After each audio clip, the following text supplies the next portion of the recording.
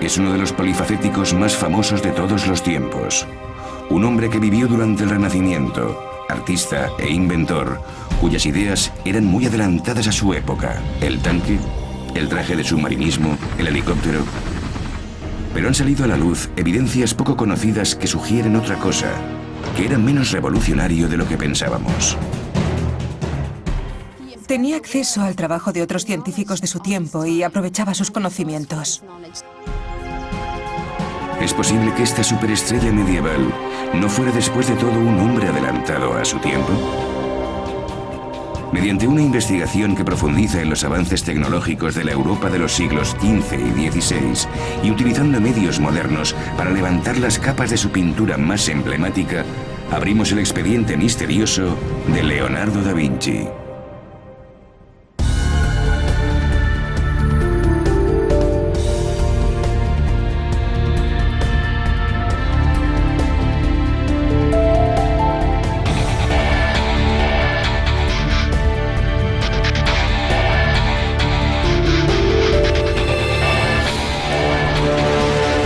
Expediente Misterio, Leonardo da Vinci.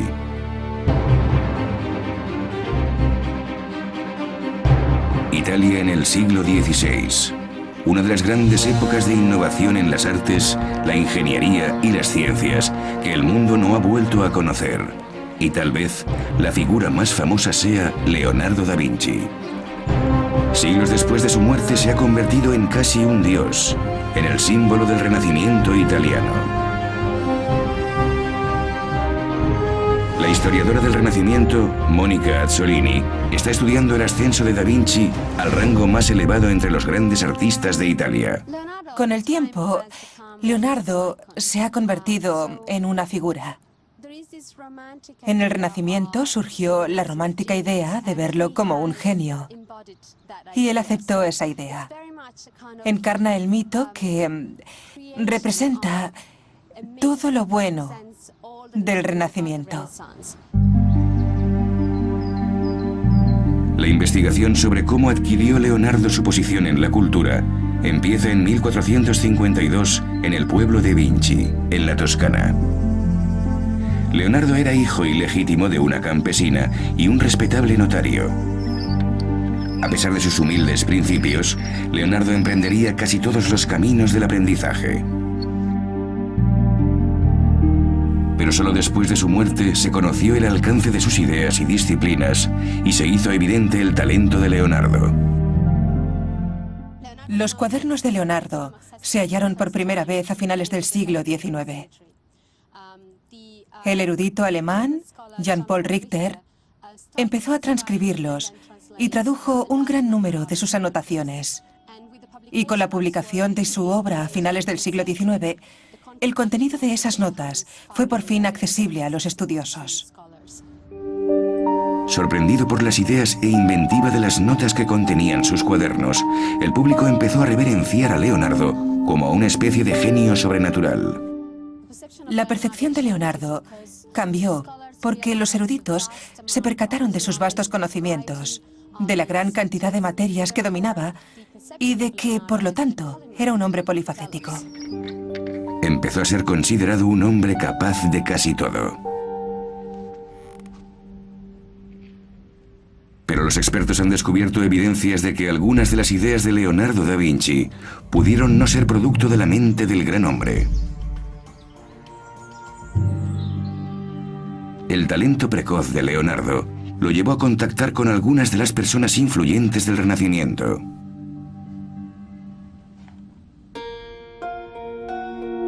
A finales del siglo XV, el gran mecenas de las artes Ludovico Sforza se convirtió en duque de Milán, derrocando a su propio sobrino. Ocupó la sede familiar de Milán, el castillo Sforza, y contrató a los artistas e ingenieros más sobresalientes para que lo decoraran. En 1482, Leonardo fue invitado a unirse al selecto círculo de Sforza. Estuvo en el castillo durante 17 años. En 1496, Luca Pacioli, el eminente matemático, se mudó a la corte de Sforza. Mientras daba clases en Milán, conoció a Leonardo. y este aprendió todo sobre matemáticas con Luca Pacioli y mantenían una estrecha relación como pupilo y alumno. En 1499 los franceses invadieron Italia y Sforza fue derribado del poder. Leonardo y Pacioli se quedaron sin su mecenas y dejaron Milán, pero siguieron colaborando. Leonardo ayudó a Pacioli, acreditando su diseño del poliedro, uno de los trabajos más importantes y distintivos de Pacioli, la Divina Proporzione o proporción divina. Los conocimientos matemáticos que adquirió con Pacioli fueron determinantes para los trabajos de ingeniería por los que se hizo famoso más tarde. Y las matemáticas no fue lo único que Leonardo aprendió de otros. Las últimas investigaciones han descubierto que Leonardo pudo inspirarse en los trabajos de terceros para sus famosos inventos. El traje de submarinismo, el tanque y las máquinas voladoras. Es posible que esos diseños futuristas no fueran concebidos por Leonardo da Vinci. El profesor Paolo Galuzzi ha estudiado ampliamente el patrimonio científico de Italia. Desde Florencia, investiga las relaciones de Leonardo con otros ingenieros del Renacimiento. Si queremos conocer al auténtico Leonardo, al Leonardo histórico, tenemos que situarlo dentro de un contexto. Al principio del Renacimiento, en Siena prosperaban los avances tecnológicos. Siena se convirtió en un centro activo de ingeniería innovadora. Solo 50 kilómetros separan las dos ciudades. En ambas surgió un nuevo movimiento que intentaba combinar la tecnología clásica con el desarrollo de aparatos experimentales. Mariano Tàccola estaba al frente de esa nueva generación de ingenieros. Tàccola dio un paso importante. Sus manuscritos están llenos de imágenes, de cientos y cientos de imágenes de máquinas. Es una revolución comparándolo con lo que había anteriormente.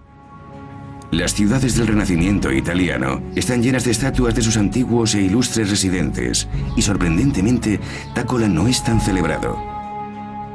Pero los 5 volúmenes que han sobrevivido y que demuestran la gran valía de la obra de este artista e ingeniero también sirven para conocer su ingenuidad. Las similitudes entre los diseños de Tàccola y los de Leonardo son imposibles de ignorar. Incluso hay una figura parecida a la del hombre de Vitruvio, aunque más tosca que el famoso dibujo de Leonardo. Y hay pruebas documentadas de que Leonardo conocía el trabajo de Tàccola. Francesco di Giorgio, otro eminente ingeniero de Siena, heredó todos los manuscritos de Tàccola y basó en ellos algunas de sus obras, mejorando la calidad del diseño y las ilustraciones, lo mismo que Leonardo hizo después con los de di Giorgio. Es seguro que Leonardo tuvo por lo menos uno de los manuscritos de di Giorgio. Ha sobrevivido uno de la biblioteca particular de Leonardo, que aún conserva sus notas en los márgenes. Solo he encontrado una evidencia, una prueba directa, una anotación de Leonardo en el manuscrito de Tàccola. Pero es suficiente para suponer, y yo diría que más que suponer, que Leonardo tenía acceso a los cuadernos de Tàccola. Francesco di Giorgio heredó todos los manuscritos de Tàccola, y Leonardo tenía uno de los manuscritos de Francesco. Así que hay una transmisión de los conocimientos de Tàccola a Francesco di Giorgio y a Leonardo. En los manuscritos de Siena hay imágenes de aparatos para respirar bajo el agua, algunos de los cuales son sorprendentemente parecidos a los de Leonardo. Tenemos registros de textos de principios del siglo XV que indican que se intentaba acondicionar a los hombres para poder estar bajo el agua. Los diseños de Leonardo parecen ser una amalgama de todos ellos. Pero como en el hombre de Vitruvio, en los dibujos de Leonardo también hay diferencias. Son muy toscos, unos dibujos muy toscos, y no se entienden tanto como los de Leonardo. Leonardo no inventó la primera mascarilla de inmersión submarina, pero hizo importantes avances en el prototipo. Y no solo las ilustraciones de Leonardo son mejores, sino que mejoró técnicamente el aparato. Leonardo también entró en la cultura popular como pionero en el campo del vuelo. Aunque se dice que fue el primero en entender los principios del vuelo, no fue el único que inventó aparatos voladores para lanzar al hombre por el aire. Paracaídas, planeadores y helicópteros. El Dr. Tobias Capwell ha estado en el condado inglés Wiltshire para investigar la vida de uno de los antecesores de Leonardo, Aylmer de Malmesbury.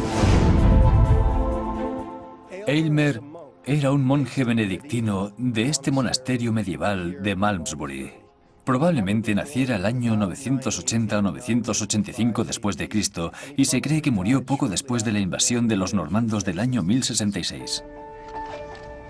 Su historia aparece en un manuscrito del siglo XII y revela un logro que pone en peligro el lugar de Leonardo como inventor del diseño de la máquina voladora. A principios del siglo XII, otro monje de Malmesbury, William de Malmesbury, escribió una historia de Inglaterra llamada De Gestes Pontificum Anglorum, y en ella hace referencia a Aylmer.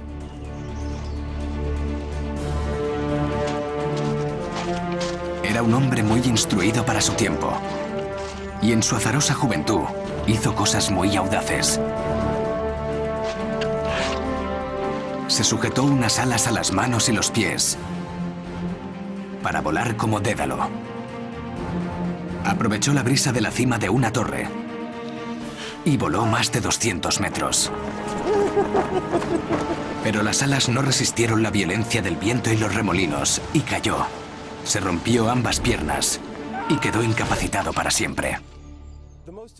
La parte más importante de este relato es que es una historia real y que el historiador William de Malmesbury, conocido por ser uno de los historiadores más rigurosos, también estuvo en el mismo lugar que Aylmer.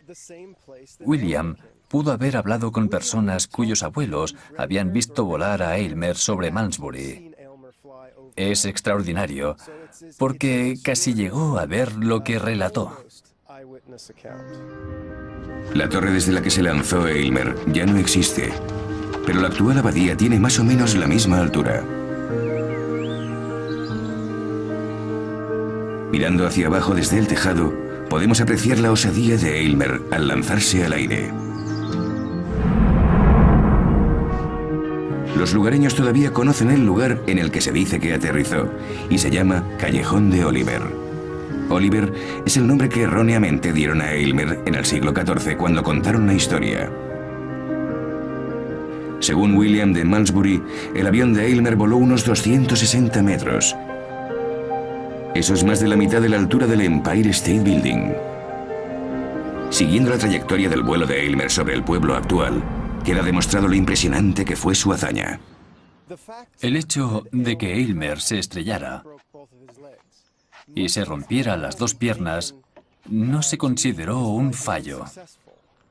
Se lanzó desde una altura de 25 metros y voló una distancia de 200 metros, lo que es un vuelo importante incluso para los modernos deslizadores. No había solucionado bien el aterrizaje, pero el vuelo funcionó bastante bien. El fallo de Aylmer fue no conseguir estabilizar el aparato. Analizando el relato de William de Malmesbury, está claro que Aylmer se dio cuenta de su error. Lo interesante del relato histórico es que dijo que la razón de lo ocurrido era que su avión no era estable, porque había olvidado ponerle una cola. Se trata de una persona del medioevo con la imagen de un avión moderno en su mente. Así que siglos antes de que naciera Leonardo, la gente empezaba a probar los principios del vuelo. Hay diseños de máquinas voladoras atribuidas a ingenieros italianos anteriores a los bocetos de Leonardo. Se cree que Leonardo adaptó esas ideas para crear aparatos más complejos. Pero examinándolas de cerca, ninguna de las máquinas de Leonardo son las maravillas de ingeniería que se suponen. Se ha hablado mucho de Leonardo como gran científico e inventor.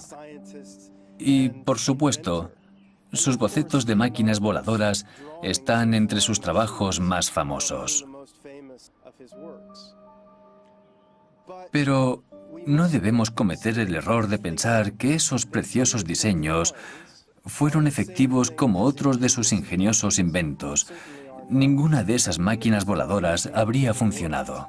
Incluso el diseño de su helicóptero es imperfecto. El diseño de su helicóptero se inspiró probablemente en un juguete volador que trajeron de China unos mercaderes europeos. Y la idea funcionaba bien porque era un juguete. Lo que él no sabía es que un aparato no se puede hacer a una escala mayor simplemente copiándolo, ni que al aumentar el tamaño y el peso haciendo una versión gigantesca del juguete chino, necesitaba generar una fuerza suficiente para que pudiera elevarse y llevar un piloto. Los avances de Leonardo en el campo de la aviación tampoco pueden ser viables ni únicos. Podemos decir que copió y mejoró muchos de los aparatos que ya eran conocidos. No es extraño que intentara hacer esas cosas, porque otros ingenieros contemporáneos suyos, mucho menos famosos, consiguieron resultados parecidos y crearon máquinas similares. Irónicamente, desde que sus cuadernos de notas salieron a la luz, a Leonardo se le han atribuido inventos que nunca dijo que fueran suyos. Y mientras, los verdaderos creadores de los diseños han permanecido en el anonimato. La imagen de Leonardo como genial ingeniero, que vivió en una época que no estaba preparada para sus extraordinarias ideas, ya no se sostiene. No sería justo verle como alguien adelantado a su tiempo, cuando él mismo reconoció que debía mucho a las tradiciones medievales y del Renacimiento, la época en que vivió. Y sin embargo, sus contemporáneos decían de él que era el hombre que podía cambiar la cara del arte. El profesor Martin Kemp es un renombrado experto mundial que ha pasado 40 años estudiando a Leonardo y el Renacimiento. Se dice que a Leonardo le llamaban en el Renacimiento ingenio, un genio. Es una figura sorprendente, y el artista que pintó la Mona Lisa, el cuadro más famoso del mundo, debía de serlo. El genio artístico de Leonardo se reconoció desde el principio.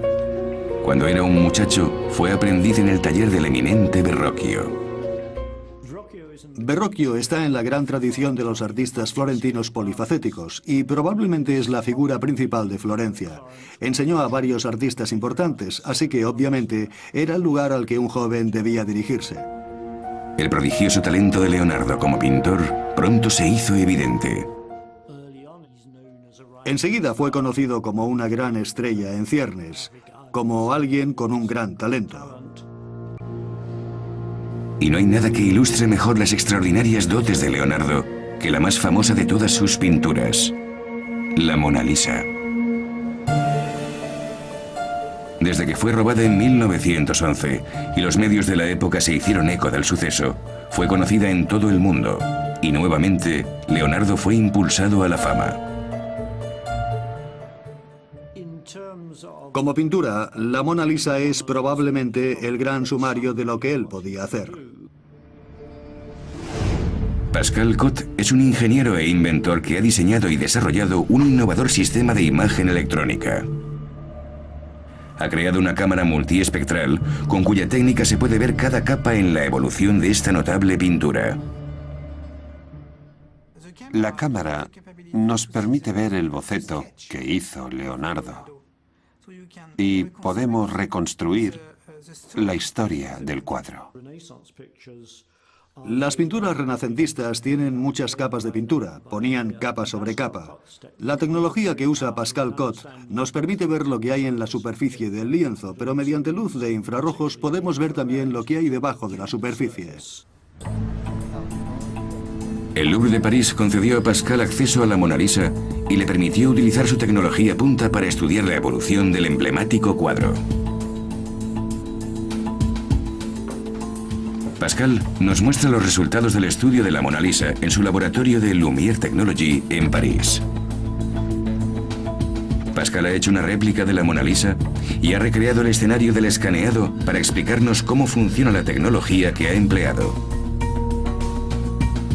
Una cámara profesional normal registra cerca de 20 millones de píxeles y los 3 colores primarios u ondas lumínicas. La cámara de Pascal registra 240 millones de píxeles y 13 ondas de luz, 4 de las cuales no están en el espectro visible. Esto es una muestra de un filtro de tambor que consta de 13 filtros y cada uno de ellos permite que el sensor solo detecte una estrecha franja de luz. El sensor barre toda la superficie con el primer filtro. Cuando ha terminado, volvemos a pasarlo con el siguiente filtro.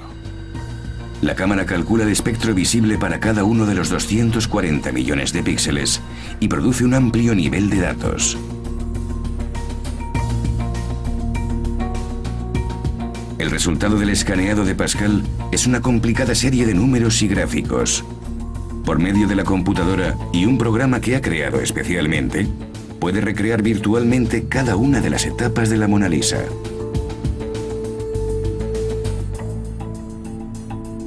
La tecnología de Pascal demuestra científicamente la compleja y elaborada técnica de capas que usaba Leonardo, llamada esfumato. Pintaba de una forma extraordinaria. Usaba una base de aceite al que añadía una pequeña cantidad de pigmentos y daba una capa muy fina de ese aceite tintado. Sobre un fondo blanco daba un fino velo de color y luego añadía otro y otro, y es casi como si fuera un cristal por el que la luz pasa a través del pigmento, llega al fondo blanco y vuelve. El escaneado también revela cómo Leonardo intensificaba el color por saturación. Demuestra que Leonardo no solo añadía un color negro u oscuro a sus pinturas para representar la luz y las sombras, sino una combinación de capa tras capa de color para crear las sombras. Este método es muy especial y nadie ha conseguido copiarlo con éxito. En sus pinturas, Leonardo revela su verdadera genialidad.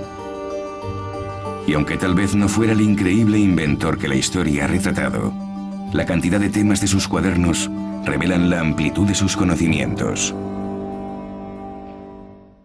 Van desde cosas corrientes a botánica, astronomía y medicina. Toda clase de temas sobre pintura, teorías del color, teoría de los pigmentos y de una amplia gama de temas, muchos de ellos inusuales en el Renacimiento.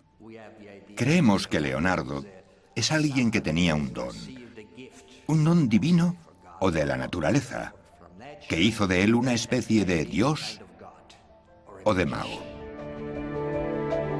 Los historiadores populares lo han aclamado como a tal. Y aunque han pasado casi 500 años desde su muerte, la inteligencia artística de Leonardo da Vinci ha soportado la prueba del tiempo.